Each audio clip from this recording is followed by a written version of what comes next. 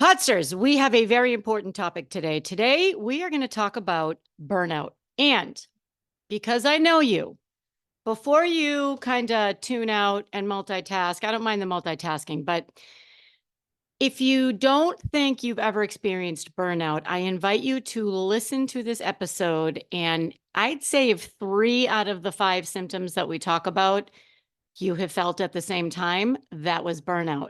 The reason why I feel that way is because I experienced this several weeks ago. And while I may sound like my usual perky, upbeat, optimistic, extroverted self now, there was a few weeks there where I was not fun. So, because these experiences happen to me, I like to talk about them. Because they happen to me, I know they're happening to other people, and I hear from you. So I know that when I come on here and share something, particularly if it's something that a lot of people don't talk about, I hear from you. So the reason why I wanted to do this podcast ASAP is because on a recent Thrive Live, Thursday Thrive Live. So if you're not on Instagram at 11:45 on Thursdays, watching myself and Brenda Johnston on our weekly Thursday Thrive, which is on IG Live. Say that 10 times fast. If you're not watching that, you should, because even though we don't love the word should around here, I invite you to watch it. We meet once a week and we talk about what's top of mind for us. You might remember Brenda. She's been on this podcast twice. I've been on her podcast once. I'm going on it again. She and I feel very strongly about similar things. We offer similar programs to our clients. We do it in a very, very different way. So if you enjoyed the Limitless Life, Living a Limitless Life podcast on Unmute Yourself, the podcast, you will love the IG Live. If you've made it over to Brenda_Johnston, Johnston, on Instagram, then you know what I'm talking about. She's fantastic, and we get together once a week. We keep it at 15 minutes because we don't want anything to be difficult. Remember ease. We want things to be easy. So it's 11:45 to 12 on Thursdays. Anyway, last week or the week before the week before I'm recording this episode, we talked about burnout. And the chat really blew up, and there were a lot of really tough questions. There are a lot of women that I know that I feel are so together, and they were asking really hard questions, which led me to believe that they too are experiencing it. So here we go. We're going to talk about burnout. I am not talking about my job is burning me out. That could be possible. You could be in a job where you're burning out. You're working too much and you're burning out. What I'm talking about for the rest of the podcast today is life burnout, simply being burnt out of whatever, of anything, of everything, of some things. And because I experienced it, like I said, I assume that y'all have experienced it. And you'd be shocked, perhaps, that almost 50% of women have reported that they are burnt out or have experienced burnt out. And that number, Podsters, was before the pandemic. Before the pandemic. And we all know what happened during the pandemic. Yes, everybody, did what they needed to do to survive.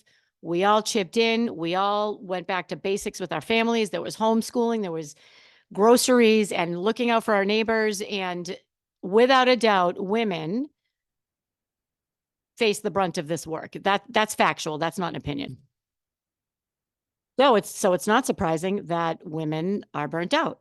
I'm not saying men aren't. About 39% of men say they have experienced burnout. So what am I talking about? Here are the symptoms. And before I record a podcast, I do a little bit of research. And it was really funny, actually, because I'm going to talk to you about the symptoms, the causes, and treatment. And the symptoms are pretty basic. It's the cause that I find hilarious, and we'll get to that in a second. So here are the 5 symptoms that I pulled that I think are the easiest to understand and identify. So there's exhaustion.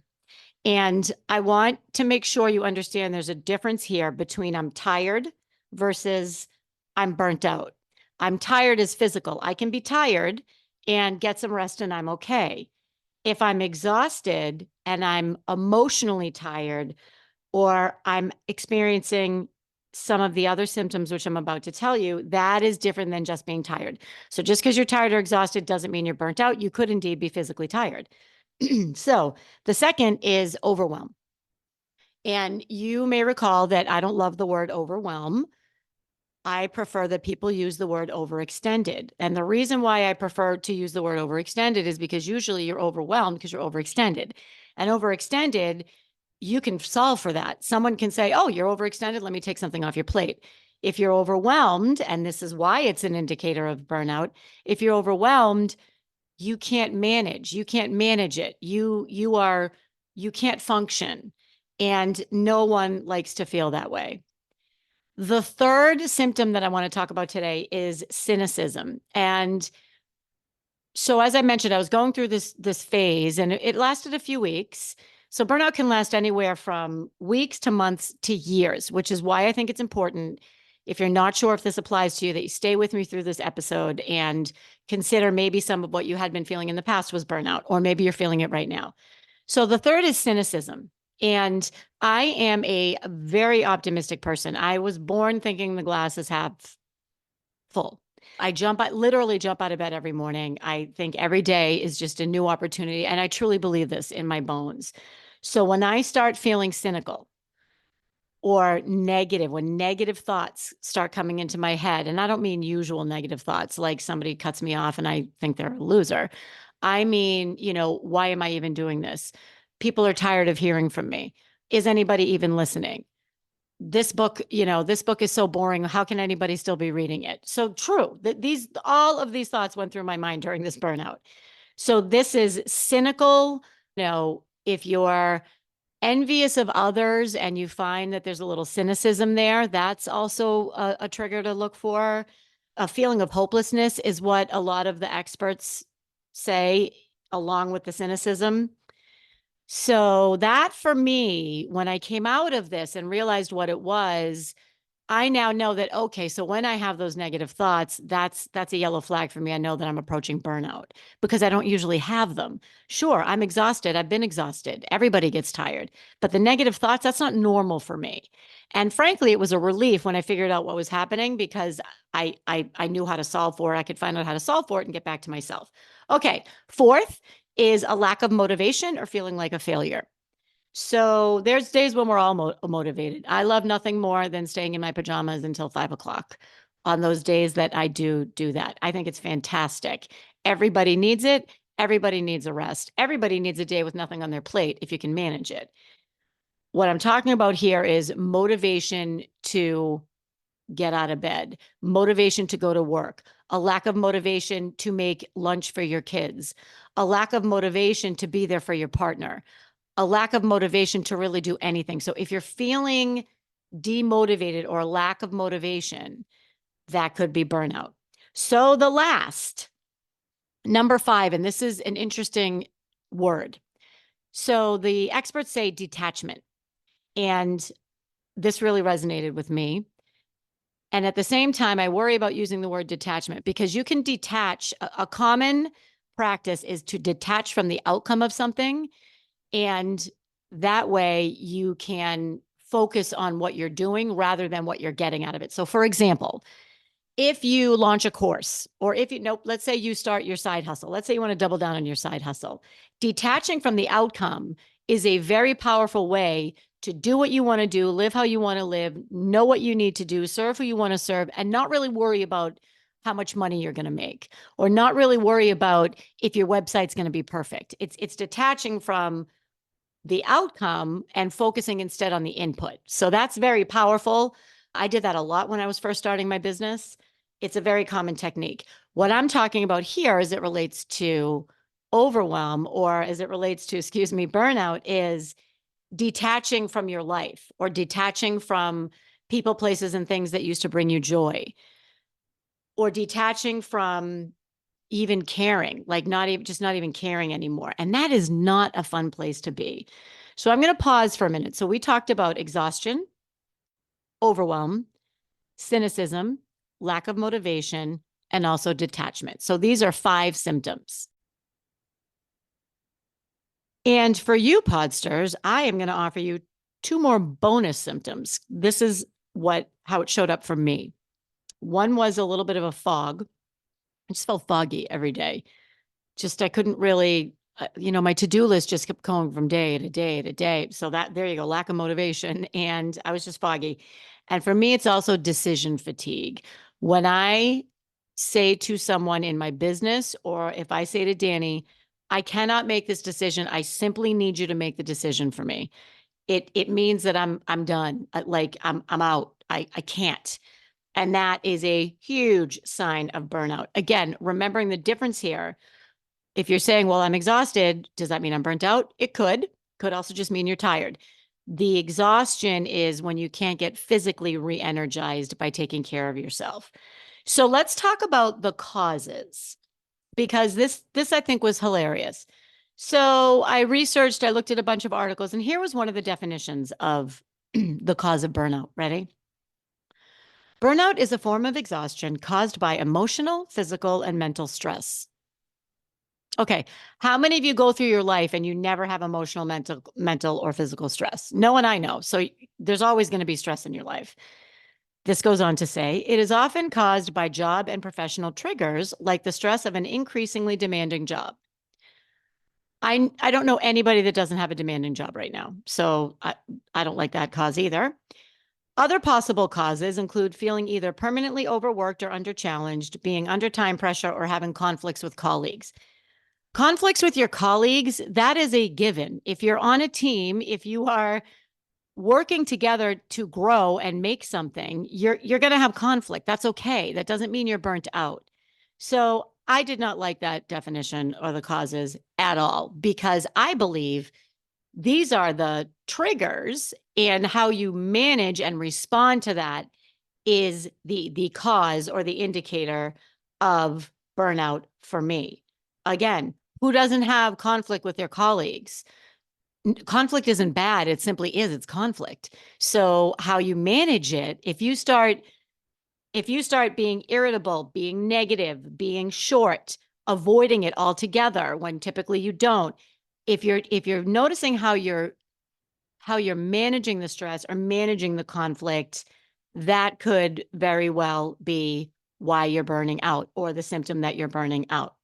So, because burnout can last weeks, months, and in some cases years, and in the research that I did, and it's not surprising when you look at some of these symptoms: exhaustion, overwhelm, cynicism, lack of motivation, feeling like a failure, detachment, those are the fast train to depression.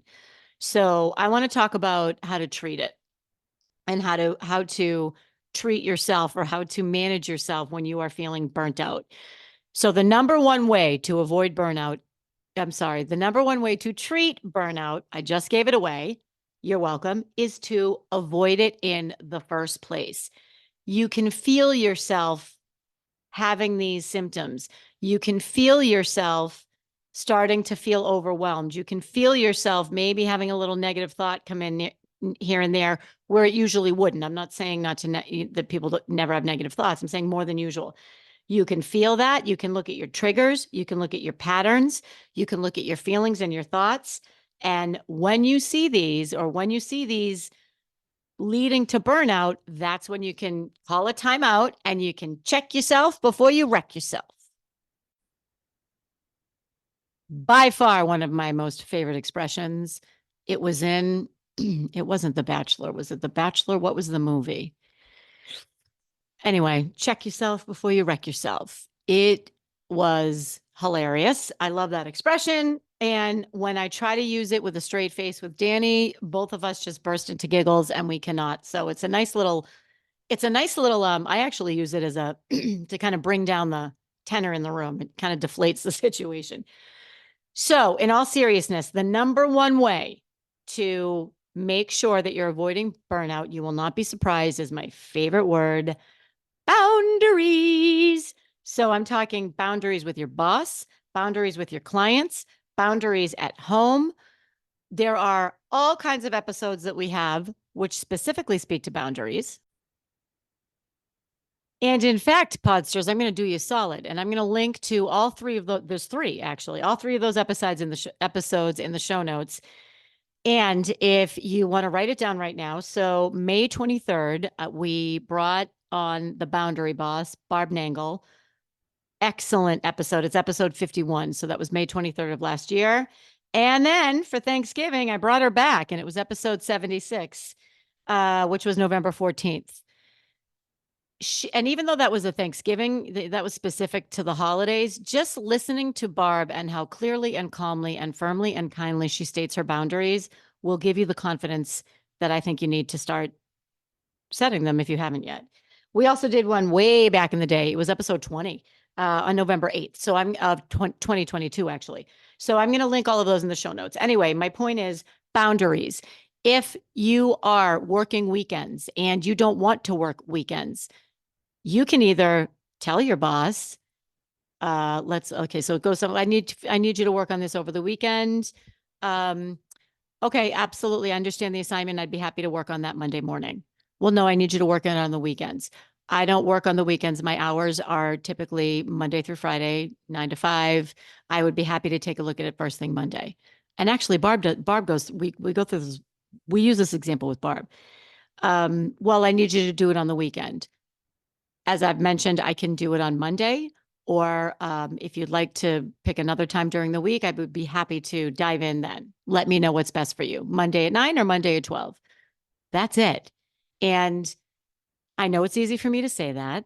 The other thing you can do is you don't have to stand in the middle of town square and proclaim your boundary. You can simply not work on weekends. The action is the boundary. I worked with somebody many years ago that did this. We were all working like maniacs on the weekends. She never answered an email on the weekend. And I said to her one day, "How can you even do that? How do you keep up?" She said, "I have a family and I'm not going to work on the weekend." She said, "So I catch up on Monday." It was a non-starter. Can you imagine? She just didn't, which that was the boundary. Okay, let's talk about a boundary with your client. Let's say you're in business for yourself. Your client wants you to do something that's going to take a lot more time and you can't do it right away, right? So the client says, "I need you to do this." Absolutely. I can get that to you by the end of next week. Well, no, I need it today. That's not going to be possible. Typically, I need 2 or 3 days notice in order to align the resources I need to be able to give you a quality product. I can get it to you by the end of Friday. Or you could say something like, absolutely, that request is out of scope. Let's talk about what a new scope agreement might look like, and we can take it from there. Lots of ways you can do that with a client. I don't want to spend too much time on boundaries because we have these 3 other episodes. And then, but I do want to talk about the last one, which is at home. You know, I think it's as simple as I can't do all of the things you've asked me to do. Would you like to help me prioritize, or do you want me to do it? I think that is the easiest way. And I do that at work a lot too. I used to do it at work a lot. I can't possibly get to everything on my plate. So would you like me to prioritize, or would you like me to help you do that? So that's, or would you like to help me do that? I do that at home too. Like if there's 10,000 things to do at home, I can't do all of them. So which ones do you want to take and which ones will I take? All right. So a little bit of rabbit hole boundaries. This next one, which I love. So this is physical self-care. Let me tell you why I love this. I don't love the expression self-care because I'm old school. And for me, self-care means a facial or a pedicure or something like that. And that's not accurate. Self-care means taking care of yourself, whatever that means to you. That could mean reading a book. That could mean having a cup of tea. But for me, it means typically because of how I associate it, a me day or me moment. So when I talk about physical self change, and this is a game changer, this definition, it was for me. How are you taking care of yourself physically? Are you drinking water? Are you resting? I will give you a specific example. When I the way I came out of this burnout was I went to bed at 9 p.m. in the bed sleeping, 9 p.m. 2 nights in a row, slept through the night and slept until 8 o'clock the next morning. I rarely do that. I'm usually up by 5 or 6. I work out. I do all the things. I was exhausted. And I remember Danny said to me, who sleeps that long, 2 days in a row? And I said, well, obviously I needed it. And I made it a priority. And that wasn't easy because there was a lot of other things to do during that time when I was sleeping, but I knew it. I could feel it and I knew it. Can you find some time for your physical self-care? Can you find some time for quiet? If you have a family, if there's a lot of people around you, if you have a very active, a lot of things coming at you job, can you find a way to just sit in quiet for 5 minutes? I had Dr. Audra on here several months ago. I'll link that in the show notes too. She talked about 5 minutes in her car, like 5 minutes in her car. No one, it's just her in her car. And that helps her regulate her nervous system and really just kind of take a breath. Vitamin D is another favorite of mine, and also some kind of movement. And, I don't want to say exercise. For me, it's exercise, but it could be movement. It could be stretching. It could be going for a walk. It could be getting from one side of the house to the other. If you're in the middle of burnout, sometimes that's all you can do. So it's just moving your body. It's really just moving your body. So the last treatment I want to talk about is connection. And that's a pretty loaded word for me. So that can mean human connection. That can mean connection to my past. That can mean connection between concepts. So that's why I love this word. So here's what I mean. First of all, it's making the connection. Oh, this way that I'm feeling, these 3 out of 5 symptoms, these 4 out of 5 symptoms, whatever, 5 out of 5 symptoms. Oh, okay, that's burnout. Well, now I can deal with it. Now I can name it and say it. For me, when I name it, that is 75% of the battle is, oh, okay, this is what this is. Because I wasn't feeling like myself. I didn't know what was going on. I was out of sorts. That is very unusual for me. And boom, when I figured out it was burnout, great. Now I know what it is and I can deal with it. The other connection that I want to talk about is connection to another human, connection to someone that you may share your life with, connection to someone who is close to you, and making that connection and saying, I think I'm experiencing burnout, so I'm not myself really right now, and I'm going to need you to lower expectations of what you need from me, or I'm not myself, so if I say something that doesn't really feel good to you, I'm sorry, please let me know, or just really making that connection for them so that they now know, oh, she's experiencing trouble right now, and I'm going to help her, or I'm going to understand more, and then they can act how they act. The last piece of connection I wanted to talk about, and we talked about this on the Thursday Thrive IG live. I want to talk about a connection to your past. And when I say your past, I mean your patterns.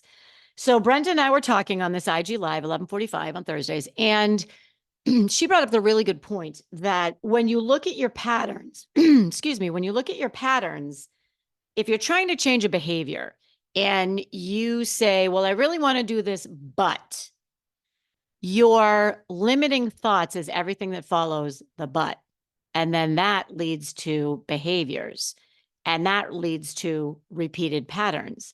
So here's what I mean by that. I really want to lose weight, but I don't have enough time to go to the grocery store and buy healthy food. Okay. So the limiting thought there is that you don't have enough time to go to the grocery store and buy healthy food. That limiting thought then impacts your behavior. You don't make the time to go to the grocery store and buy the healthy food. And this is a cycle that continues and continues and continues. I'm going to give you another example. So here's another one. So when I say limiting thoughts, I mean limiting belief. So you believe you don't have enough time to go to the grocery store. You believe, so therefore you don't make time to go to the grocery store. So let me give you another example. I want to work with a coach, but it's too expensive.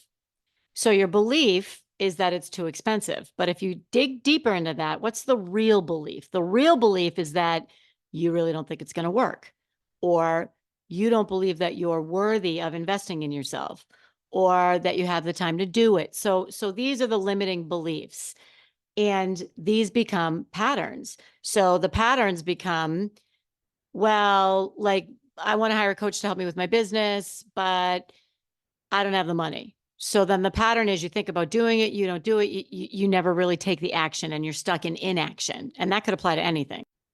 So let's go back to the burnout, right? So you see these patterns, and you see these patterns of behavior that aren't serving you and that are going to lead to burnout or you not being your best self, and connecting to those patterns and connecting to those untrue beliefs or limiting beliefs. That's part of how to avoid the burnout. Again, it's like I knew something was up, and I'm like, yep, this usually happens in Q1. I don't know why. I mean, I need to do the work to find out why, but usually happens in Q1.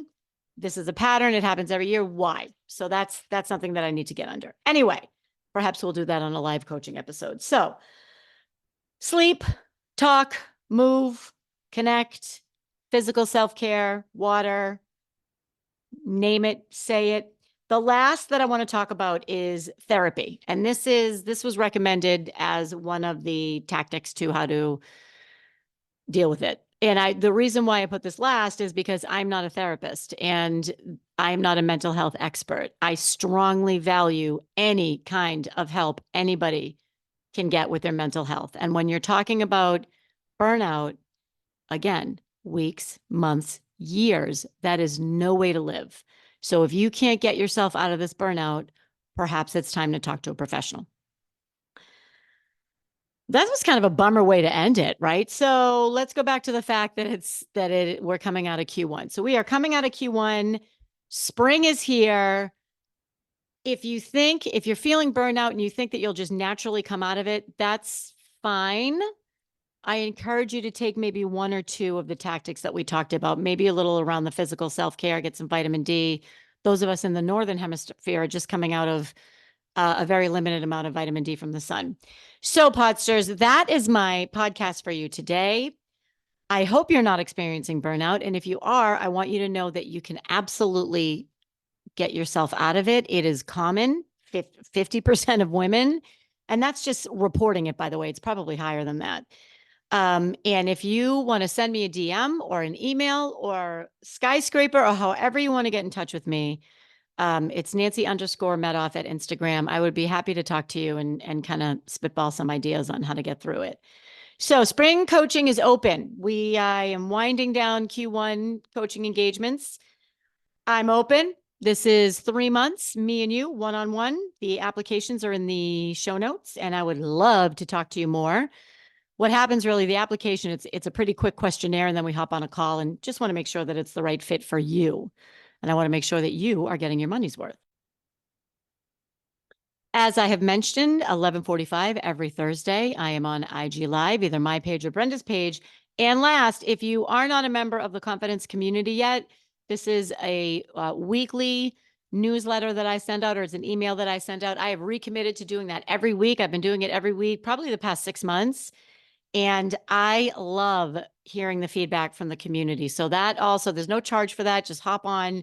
Once a week, I pop in with either a fun anecdote or something that's happening and that I think you'll relate to. And it's a really good way to just continue to boost your confidence, set those boundaries, and thrive.